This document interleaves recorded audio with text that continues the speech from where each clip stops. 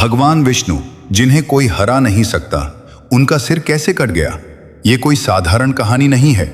ये एक रहस्यमय कथा है जो वेदों पुराणों में छुपी है।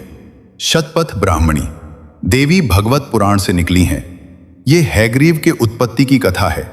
भगवान विष्णु का सिर एक भयानक घटना के कारण कट जाता है, लेकिन क्यों और किसने काटा? आइए इस रहस्य को खोलते हैं। इस कहानी में अंततः बने रहिएगा। नाम था हैग्रीव। ये एक घोड़े के सिर वाला असुर था। ये देवी दुर्गा माता की कठिन तपस्या की और वरदान मांगा, मैं उसी से मारा जाऊं जो मेरे जैसा घोड़े के सिर वाला हो। देवी ने वरदान दे दिया।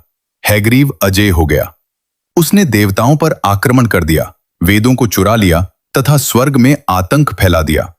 ब्रह्मा जी भी असहाय हो गए, क्योंकि वेदों के बिना सृष्टि नहीं चल सकती। देवता घबराकर भगवान विष्णु के पास पहुंचे। भगवान विष्णु बोले, मैं अपने हाथों से हैग्रीव का अंत करूंगा।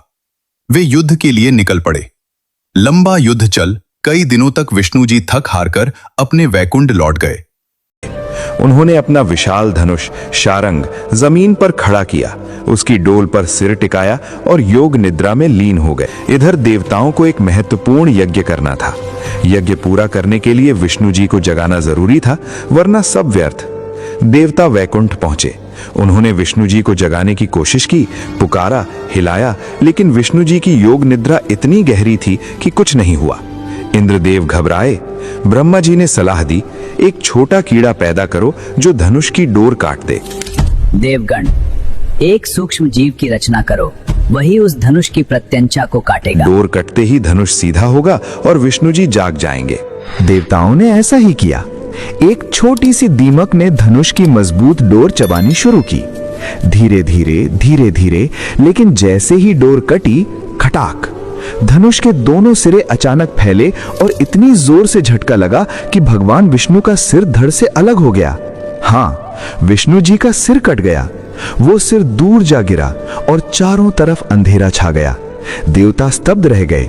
जगत के पालनहार का सिर कट गया, और वो भी एक साधारण दीमक की वजह से। ये दुर्घटना थी, लेकिन किसने काटा? अप्रत्यक्ष रूप से देवताओं ने, दीमक ने, लेकिन असल में ये भाग्य का खेल था। अब रहस्य गहराता है। विष्णु जी का धड़ बिना सिर का पड़ा था। देवता रोने लगे।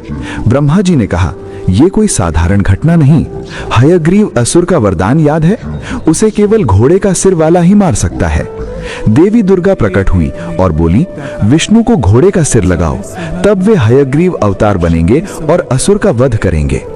देवताओं ने एक सफेद घोड़े का सिर काटा, कुछ कथाओं में सूर्य के घोड़े का, और विष्णु जी के धड़ पर जोड़ा। जैसे ही सिर जुड़ा, विष्णु जी उठे।